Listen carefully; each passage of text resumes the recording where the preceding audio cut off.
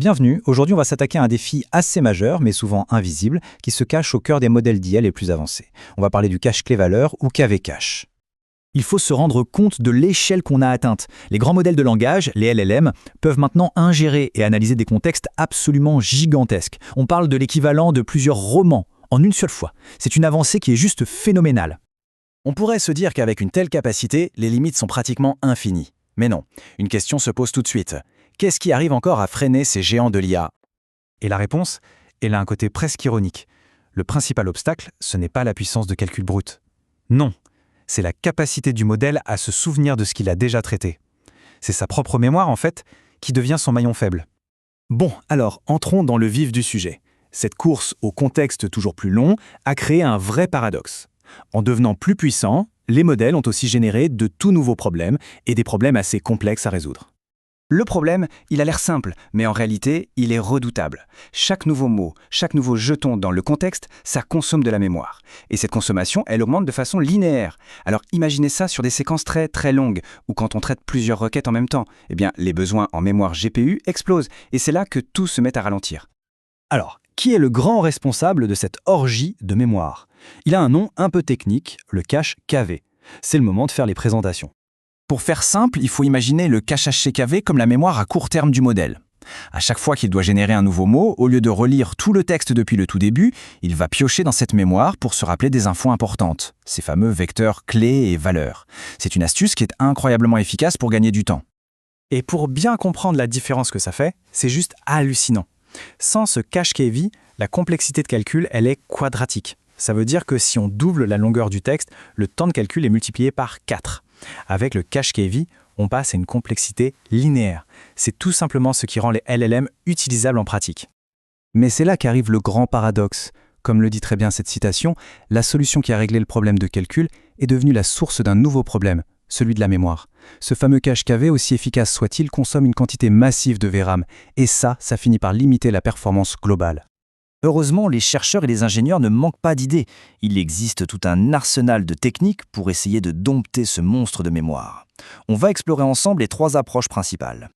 Alors, la première stratégie, c'est la plus fondamentale. L'idée, c'est de modifier l'architecture même du modèle, dès sa conception, pour qu'il soit, de base, moins gourmand en mémoire.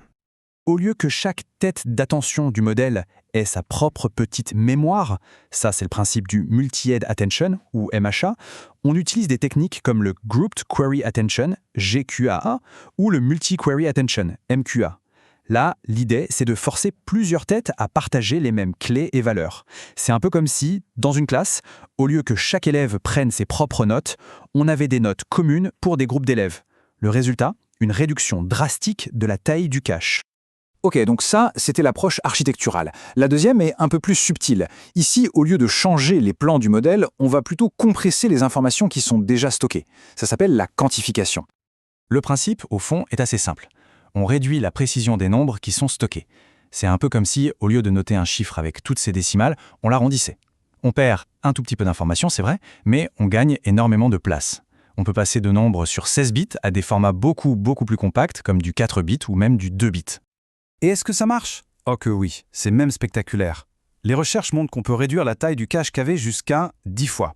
Et souvent, la perte de performance est quasi négligeable. C'est un gain qui est juste monumental. Allez, 3e grande stratégie. Et celle-là, elle est peut-être la plus intuitive. L'idée, c'est de décider intelligemment quelles sont les informations que le modèle peut se permettre d'oublier pour faire de la place pour les nouvelles. En gros, c'est de l'oubli, mais de l'oubli intelligent. Certaines méthodes, comme les attention sinks, partent du principe que le début du texte est super important, donc on le conserve toujours. D'autres, comme l'attention fénétrée, ne gardent que les infos les plus récentes. Et puis il y a les techniques plus avancées qui analysent les scores d'attention pour jeter ce qui semble le moins pertinent. Et concrètement, ça fonctionne? Regardez ça.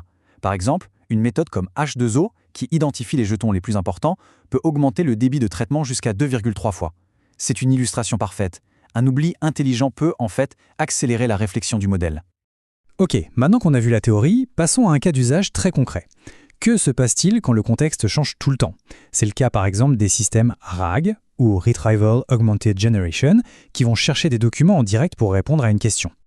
Là, des techniques plus avancées comme CacheBlend changent complètement la donne. Au lieu de voir le contexte comme un seul grand bloc, CacheBlend le découpe en morceaux, le prompt system, la question d'utilisateur, les documents.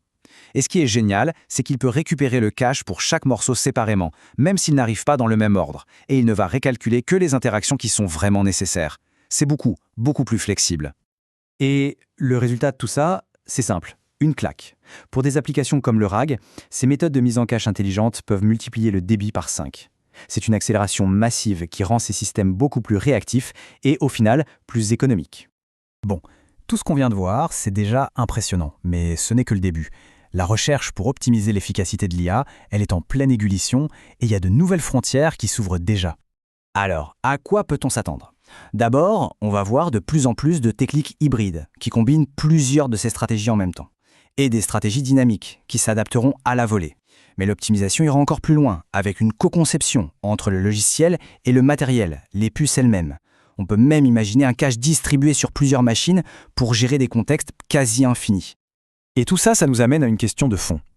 Est-ce que la course à la puissance pure, à la taille, est la seule voie possible ? Ou bien est-ce que la véritable prochaine révolution viendra de notre capacité à rendre ces systèmes incroyablement puissants, non pas plus gros, mais simplement plus efficaces, plus malins dans leur gestion des ressources ? La question reste ouverte.